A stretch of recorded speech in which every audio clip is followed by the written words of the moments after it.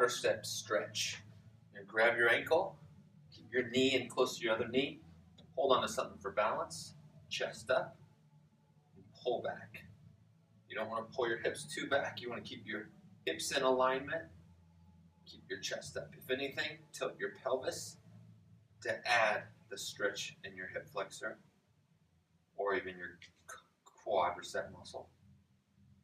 And you're going to do a form of P&F. So what I want you to do is try to kick against your hand.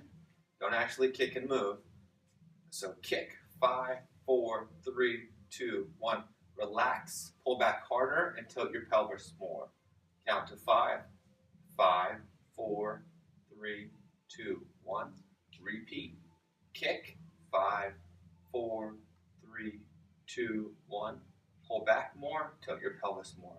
When you're kicking, you're only kicking about 30%. You don't want to give all your effort, just about 30%. That's all you need.